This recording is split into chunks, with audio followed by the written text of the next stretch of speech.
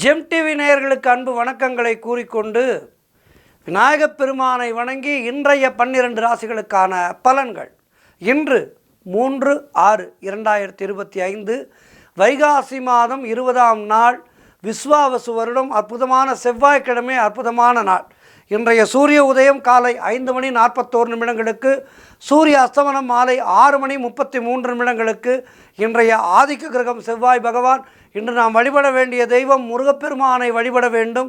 இன்றைய நல்ல நேரம் காலை 7:30 முதல் காலை 8:30 வரை, மாலை 4:30 முதல் மாலை 5:30 வரை, ராகு காலம் மதியம் 3 முதல் 4:30 வரை, யமகண்டம் காலை 9 முதல் 10:30 வரை, குளிகை நேரம் 12 முதல் மதியம் 1:30 வரை. இன்றைய சுபகோரை சுக்கிரகோரை நேரம் காலை 8 முதல் காலை 9 வரை. இன்றைய நட்சத்திரம் இன்று அதிகாலை 3:27 வரை மகம், அதன் பின்பு பூரம் நட்சத்திரம். இன்றைய திதி இன்று அதிகாலை 1:22 வரை வளர்பிறை சப்தமி, அதன் பின்பு அஷ்டமி திதி வருகின்றது. இன்றைய சந்திராஷ்டம நட்சத்திரம் இன்று அதிகாலை 3:27 வரை உத்திராடம் நட்சத்திரத்துக்கு சந்திராஷ்டமம், அதன் பின்பு திருவோணம் நட்சத்திரத்துக்கு சந்திராஷ்டமம். அடுத்து இன்றைய 12 ராசிகளுக்கான பலன்களை காணலாம். மேஷ ராசி என்பர்களே, இன்று சந்திரன் உங்கள் ராசிக்கு 5ஆம் இடத்திலே இருக்கின்றார். உங்களுடைய ராசி அதிபதி செவ்வாய் ராசிக்கு 4ஆம் இடத்திலே இருக்கின்றார். ஆகவே இன்றைய நாளிலே உங்களுடைய முயற்சிகள் எல்லாம் பெரும் வெற்றியை பெறும். குழந்தை பாக்கியம் உண்டாகின்ற அற்புதமான நாள். பொருளாதாரம் திருப்திகரமாக இருக்கும். தொட்டதெல்லாம் பொன்னாகக்கூடிய அற்புதமான நாள். பிள்ளைகளால் பெருமை ஏற்படும். வாழ்க்கை துணையால் மகிழ்ச்சி உண்டாகும். பூர்வீக சொத்துக்கள் கைக்கு வருகின்ற வேலை வந்துவிட்டது. நண்பர்கள் மூலமும் உறவினர்கள் மூலம் நல்ல அனுகூலம் உண்டாகும். பண வரவு அதிகரிக்கும். வேலை மாற்றம் ஒரு சிலருக்கு ஏற்படும். தொழில் மற்றும் வியாபாரத்திலே நல்ல முன்னேற்றம் ஏற்படும். காரிய தடைகள் எல்லாம் விலகி எடுக்கின்ற முயற்சிகளிலே பெரும் வெற்றி கிடைக்கின்ற நாள். ஆரோக்கியம் திருப்திகரமாக இருக்கும். மொத்தத்தில் இன்றைய நாளிலே முருகப்பெருமானை வணங்கி மேலும் நற்பலன்களை பெறுங்கள். வாழ்த்துக்கள். ரிஷபராசி அன்பர்களே, இன்று சந்திரன் உங்கள் ராசிக்கு 4ஆம் இடத்திலே இருக்கின்றார். உங்களுடைய ராசி அதிபதி சுக்கிரன் ராசிக்கு 12ஆம் இடத்திலே இருக்கின்றார். ஆகவே இன்றைய நாளிலே வீடு வண்டி வாகன யோகம் உண்டாகும். கணவன் மனைவியிடையே நல்ல ஒற்றுமை ஏற்படும். உடல் ஆரோக்கியம் சிறப்பாக இருக்கும். காரிய அனுகூலம் உண்டாகின்ற நாள். வேலை மாற்றம் ஒரு சிலருக்கு உண்டாகும். திருமணம் போன்ற சுபகாரிய பேச்சுவார்த்தைகள் இனிதே முடிகின்ற நாள். தாய்வழி சொந்தங்கள் மூலம் நல்ல ஆதாயம் கிடைக்கும். பொருளாதாரத்திலே பெரும் வளர்ச்சி ஏற்படும். வீடு கட்டுவதற்கான முயற்சிகளில் நல்ல வெற்றி கிடைக்கும். மனக்குழப்பங்கள் தீர்ந்து மனதிலே தெளிவு உண்டாகும். தொழில் முன்னேற்றம் உண்டாகின்ற நல்ல நாள். ஆகவே இன்றைய நாளிலே முருகப்பெருமானை வணங்கி மேலும் நற்பலன்களை பெறுங்கள். வாழ்த்துக்கள். மிதுன ராசி அன்பர்களே, இன்று சந்திரன் உங்கள் ராசிக்கு 3ஆம் இடத்திலே இருக்கின்றார். உங்களுடைய ராசி அதிபதி புதன் ராசியிலேயே இருக்கின்றார். ஆகவே இன்றைய நாளிலே இளைய சகோதரர்கள் மூலம் நல்ல அனுகூலம் உண்டாகும். நீங்கள் நினைத்தது அனைத்தும் நல்லபடியாக நடக்கக்கூடிய நல்ல நாள். பயணங்கள் அதிகமாக மேற்கொள்வீர்கள். அதன் மூலம் லாபங்கள் கிடைக்கும். காரிய தடைகள் விலகும். கூட்டு தொழில் செய்பவர்களுக்கு அதிலே நல்ல லாபம் வரும். உறவினர்கள் மூலம் நல்ல ஆதாயம் உண்டு. உத்தியோக உயர்வு, பதவி உயர்வு போன்றவை கிடைக்கும். குழந்தைகளால் மகிழ்ச்சி உண்டாகும். உடல் ஆரோக்கியம் சிறப்பாக இருக்கும். வீடு வண்டி வாகன மாற்றம் உண்டாகும். அலுவலகத்திலே வேலை பார்ப்பவர்களுக்கு புதிய பொறுப்புகள் மகிழ்ச்சியை தரும். எதிர்பார்த்த பணம் கைக்கு வரும். மொத்தத்தில் சிறப்பான நாள். முருகப்பெருமானை வணங்குங்கள். வாழ்த்துக்கள். கடகராசி அன்பர்களே, இன்று சந்திரன் உங்கள் ராசிக்கு 2ஆம் இடத்திலே இருக்கின்றார். ஆகவே இன்றைய நாளிலே உங்களுக்கு பழைய பாக்கிகள் வசூலாகும். உழைப்புக்கு ஏற்ற ஊதியம் கிடைக்கும். கடன் பிரச்சனைகள் தீர்வுக்கு வரும். பதவி உயர்வோடு ஒரு சிலருக்கு வேலை மாற்றம் உண்டாகும். சுபகாரியங்கள் கைகூடி வரும். வேலை தேடிக்கொண்டிருப்பவர்களுக்கு நல்ல வேலை கிடைக்கும். வியாபாரத்திலே நல்ல முன்னேற்றம் உண்டாகும். நண்பர்கள் மூலம் அனுகூலம் உண்டாகும். கணவன் மனைவியிடையே நல்ல ஒற்றுமை ஏற்படும். குழந்தைகளால் மகிழ்ச்சி உண்டாகும். சுபவிரயங்கள் ஏற்படக்கூடிய நாள். திடீர் பண வரவு ஒரு சிலருக்கு உண்டாகும். கூட்டு தொழில் செய்பவர்களுக்கு அதிலே நல்ல முன்னேற்றம் உண்டாகும். திருமண பேச்சுவார்த்தைகள் சுபமாக முடியும். குடும்ப ஒற்றுமை சந்தோஷத்தை தரும். மொத்தத்தில் சிறப்பான நாள். முருகப்பெருமானை வணங்குங்கள். வாழ்த்துக்கள்.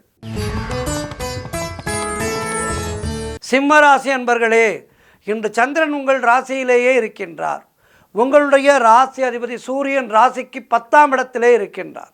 ஆகவே இன்றைய நாளிலே நினைத்த காரியங்கள் எல்லாம் நினைத்தபடி நடக்கக்கூடிய நல்ல நாள். எடுக்கின்ற விஷயங்களிலே எல்லாம் நல்ல வெற்றி கிடைக்கும். கணவன் மனைவிக்குள் இருந்து வந்த பிரச்சனைகள் எல்லாம் தீரும். பூர்வீக சொத்திலே இருந்து வர வேண்டிய பணம் கைக்கு வரும். தொழில் செய்பவர்களுக்கு நல்ல முன்னேற்றம் ஏற்படும். குழந்தை பாக்கியத்திற்காக காத்திருக்கின்ற தம்பதிகளுக்கு குழந்தை பாக்கியம் உண்டாகும். உடல் ஆரோக்கியத்திலே நல்ல முன்னேற்றம் உண்டாகும். மனக்குழப்பங்கள் தீர்ந்து மனதிலே தெளிவு பிறக்கும். பொருளாதாரம் திருப்திகரமாக இருக்கும். பிள்ளைகளால் பெருமை ஏற்படும். மொத்தத்தில் சிறப்பான நாள். சிறுவாபுரி முருகனை வணங்குங்கள். வாழ்த்துக்கள். கன்னிராசி அன்பர்களே, இன்று சந்திரன் உங்கள் ராசிக்கு 12ஆம் இடத்திலே இருக்கின்றார். உங்களுடைய ராசி அதிபதி புதன் ராசிக்கு 10ஆம் இடத்திலே இருக்கின்றார். ஆகவே இன்றைய நாளிலே சுபகாரிய பேச்சுவார்த்தைகள் சற்று தள்ளி போகும். வீடு வண்டி வாகன வகையிலே விரய செலவுகள் உண்டாகலாம். காரிய தடைகள் ஏற்பட்டு விலகுகின்ற நாள். ஒரு சிலருக்கு தேவையில்லாத செலவுகள் ஏற்படும். உத்தியோகத்திலே வேலை பார்ப்பவர்கள் பணியிலே கூடுதல் கவனம் செலுத்த வேண்டிய நாள். கூட்டு தொழிலிலே மன வருத்தங்கள் உண்டாகலாம். குலதெய்வ வழிபாடு மன அமைதியை தரும். அலுவலகத்திலே வீண் வாதங்களை எல்லாம் தவிர்க்க வேண்டிய நாள். முயற்சிகள் காலதாமதமான வெற்றியை கொடுக்கும். உடல் ஆரோக்கியத்திலே மிகுந்த கவனம் தேவை. கணவன் மனைவிக்குள் சண்டை சச்சரவுகள் ஏற்பட்டு விலகும். நண்பர்கள் மூலம் ஆதாயம் உண்டாகும். மொத்தத்தில் இன்றைய நாள் சற்று சரியில்லை. ஆகவே இன்றைய நாளிலே என்ன செய்ய வேண்டும்? முருகப்பெருமானை வணங்குங்கள். கந்தர் சஷ்டி கவசம் படியுங்கள், கேளுங்கள். கந்தர் அனுபூதி படியுங்கள். திருப்புகழ் கேளுங்கள். வாழ்த்துக்கள். துலாம் ராசி அன்பர்களே, இன்று சந்திரன் உங்கள் ராசிக்கு 11ஆம் இடத்திலே இருக்கின்றார். உங்களுடைய ராசி அதிபதி சுக்கிரன் ராசிக்கு 7ஆம் இடத்திலே இருக்கின்றார்.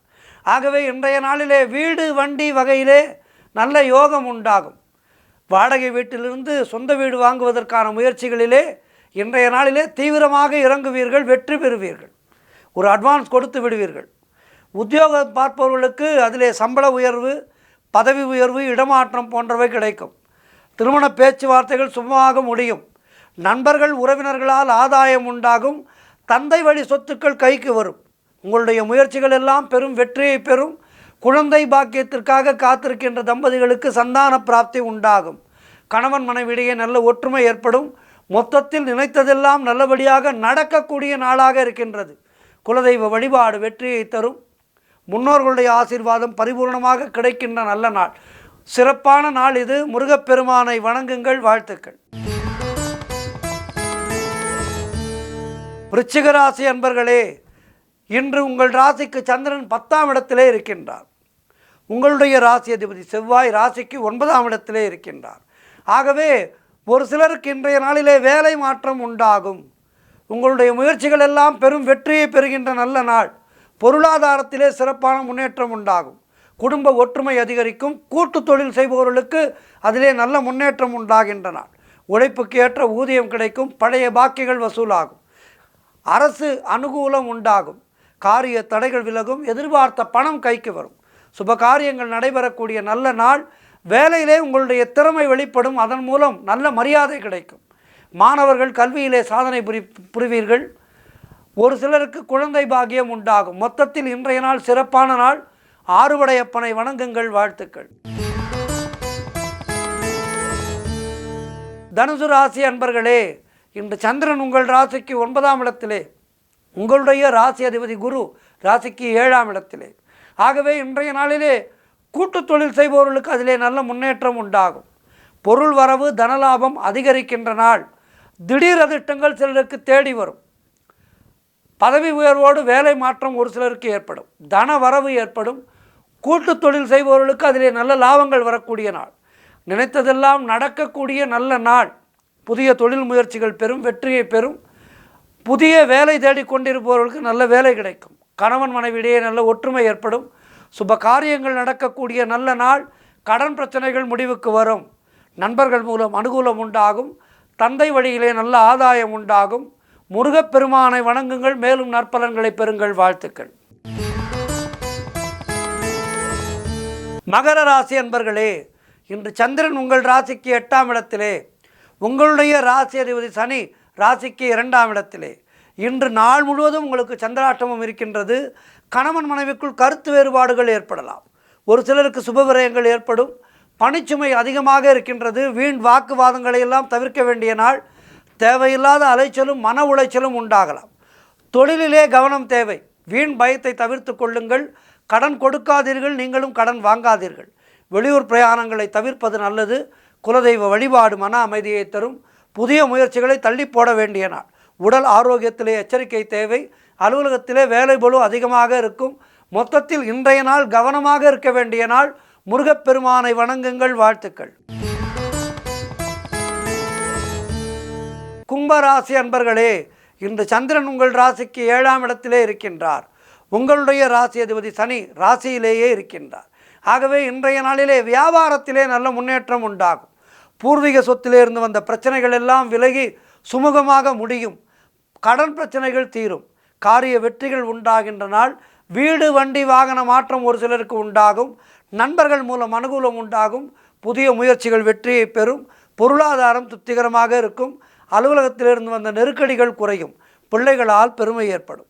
மொத்தத்தில் இன்றைய நாள் அற்புதமான நாள். வாழ்க்கை துணையால் மகிழ்ச்சி உண்டாகின்ற நாள். எடுத்த காரியங்களிலே வெற்றி உண்டாகின்ற அற்புதமான நாள். சுபகாரிய பேச்சுவார்த்தைகள் சுபமாக முடியும். மொத்தத்தில் சிறப்பான நாளாக இருக்கின்றது. முருகப்பெருமானை வணங்குங்கள். வாழ்த்துக்கள். இறுதியாக மீனராசி அன்பர்களே, இன்று சந்திரன் உங்கள் ராசிக்கு 6ஆம் இடத்திலே இருக்கின்றார். உங்களுடைய ராசி அதிபதி குரு ராசிக்கு 4ஆம் இடத்திலே இருக்கின்றார். ஆகவே இன்றைய நாளிலே பொருளாதாரம் நெருக்கடியாக இருக்கும். உத்தியோக உயர்வு, பணியிட மாற்றம் போன்றவை கிடைக்கும். அலுவலகத்திலே வேலை பார்ப்பவர்கள் மற்றவர்களுடைய பிரச்சனைகளிலே தலையிடக்கூடாது. தொழிலிலே புதிய முதலீடுகளை, புதிய முயற்சிகளை தவிர்க்க வேண்டிய நாள். வெளியூர் பிரயாணங்கள் செல்வதை தவிர்க்க வேண்டும். புதிதாக கடன் எதுவும் இங்கே வாங்காதீர்கள். நீங்களும் கடன் கொடுக்காதீர்கள். மேலதிகாரிகளால் நெருக்கடிகள் உண்டாகும். குடும்பத்திலே சற்று விட்டு கொடுத்து போவது நல்லது. அலுவலகத்திலே வேலை பளு அதிகமாக இருக்கும். குலதெய்வ வழிபாடு வெற்றியை தரும். வீண் வாக்குவாதங்களெல்லாம் தவிர்க்க வேண்டிய நாள். மௌனத்தை கடைபிடிக்க வேண்டிய நாள். கோபத்தை குறைத்து கொள்ளுங்கள். இன்றைய நாளிலே முருகப்பெருமானை வணங்கி நற்பலன் பெறுங்கள். வாழ்த்துக்கள். 12 ராசியினருக்கும் இன்றைய நாள் சிறப்பாக இருக்க பிரார்த்திக்கின்றேன். அனைவரும் இன்றைய நாளிலே முருகப்பெருமானை வணங்குங்கள். வாழ்த்துக்கள். நன்றி, வணக்கம். இன்றைய ஆன்மீக தகவல். நமோ வெங்கடேசா, நமோ திருமலேசா, நமோ கோவிந்தா. இந்த கோவிந்தா என்ற நாமமானது நமக்கு எப்படிப்பட்ட உயர்வுகளை தரக்கூடியது தெரியுமா? ஆழ்வார் பெருமக்களும் எத்தனையோ திருமால் பக்தர்களும் சொன்ன அற்புதமான நாமம் இந்த கோவிந்தா என்ற கோஷம். கோவிந்தனை கண்ணார காண்பவர்களுக்கு அவர்களுடைய வாழ்க்கையிலே எல்லா விதமான வளங்களும் நலங்களும் வந்து சேரும் என்பது ஐதீகம். பெருமாளை சிக்கன பற்றியவர்கள் யாருமே வாழ்க்கையிலே சோடை போக மாட்டார்கள். அத்துணை விதமான சுகங்களையும், இந்த உலகத்திலே வாழ்வதற்கான எல்லா விதமான சுகங்களையும் அருள்பவன், நம்மை காத்து ரட்சிப்பவன் திருமால். 108 திவ்ய தேசங்களிலே 107 திவ்ய தேசமாக திருப்பார்கடல் கூறப்படுகின்றது. மனிதர்கள் தங்களுடைய இந்த பூத உடலோடு தரிசனம் செய்ய முடியாது. ஏனெனில் வைகுண்டத்திலே திருப்பார்கடலிலே பள்ளி கொண்டிருக்கின்ற திருமாலை இந்த பிறவி முடிந்த பின் நாம் அவ்வுலகம் சென்ற பின்னே தரிசிக்க முடியும். மற்ற ஸ்தலங்களை எல்லாம் பூலோகத்திலே நாம் தரிசிக்கலாம். ஆக இந்த சயன கோலத்தை மட்டும், திருப்பார்கடலிலே இருக்கின்ற பெருமாளை மட்டும் நாம் நம்முடைய மரணத்துக்கு பின்புதான் தரிசிக்க முடியும். சரி, ஆனால் திருமாலை சயன கோலத்திலே பார்க்க ஆசைப்படுகின்றோம். அதற்கு என்ன வழி? இந்த ஊனுடம்போடு அந்த தரிசனத்தை பெறுவதற்கு என்ன வழி என்றால், அதற்கு பெருமாள் அழகாக வழிவகுத்து கொடுத்திருக்கின்றார் நமக்கு. இப்படி பெருமாளை சயன கோலத்திலே தரிசனம் செய்வதற்கு ஸ்தல சயனம், மாமல்லபுரத்திலே திருக்கடல் மல்லை ஸ்தல சயன பெருமாள் நிலமங்கை நாச்சியார் திருக்கோயில் 63வது திவ்ய தேச கோயில்களாக போற்றப்படுகின்றது. இங்கே அமைந்திருக்கின்ற திருமால் தனது வலது கரத்தை உபதேச முத்திரையுடனும் மார்பின் மீது வைத்து தரையிலே ஆதிசேஷன் மேல் சயன நிலையிலே அற்புதமாக நமக்கெல்லாம் காட்சி தருகின்றார். இந்த ஸ்தல சயன பெருமாளை தரிசிக்கலாம். அதன் பின்பு பார்த்தீர்கள் என்றால் அதற்கு அடுத்த சயனம் என்று பார்த்தால் புஜங்க சயனம். ஸ்ரீரங்கத்திலே அமைந்திருக்கின்ற அரங்கநாத சுவாமி கோவில் 108 திவ்ய தேசங்களிலே முதலாவதாக போற்றப்படுகின்றது. கோவில் என்றாலே பெருமாள் கோவிலிலே ஸ்ரீரங்கம்தான் முதலானது. விண்ணகரத்திலே அமைந்துள்ள திருமால் புஜங்க சயனத்திலே அருமையாக காட்சி தருகின்றார். அதாவது ஆதிசேஷனோடு காட்சி தருகின்றார். அடுத்து உத்தான சயனம். கும்பகோணத்திலே திருக்குடந்தையிலே சாரங்கபாணி திருக்கோயில் அமைந்திருக்கின்றது. இது 108 திவ்ய தேசங்களிலே இது 12வது திவ்ய தேசமாகும். இங்கே இருக்கின்ற திருமால் ஸ்ரீ சாரங்கபாணி பெருமாள் திருமழிசை ஆழ்வாருக்காக சயனத்திலே இருந்து எழுந்து திருமால் பேசுவது போன்ற நிலையிலே அருள்பாலிக்கின்றார். இது வேறு எந்த கோவிலிலுமே இல்லாத தனிச்சிறப்பு வாய்ந்த கோயிலாகும். ஆக இந்த ஸ்தலத்தை தரிசிப்பவர்களுக்கு எல்லா விதமான க்ஷேமங்களும் கிடைக்கும். பெருமாளே நம்மோடு பேசுவது போல் இருக்கும். அப்படிப்பட்ட அருமையான ஸ்தலம் இந்த ஸ்தலம். இதனை அவசியம் தரிசனம் செய்ய வேண்டும் நம்முடைய வாழ்நாளிலே ஒரு முறையேனும். அடுத்து வீரசயனம். திருவள்ளூர் வீரராகவ பெருமாள் கோவில் 59வது திவ்ய தேசமாகும். இந்த கோவிலின் சிறப்பு என்னவென்றால் திருமால் தான் எங்கு உறங்குவது என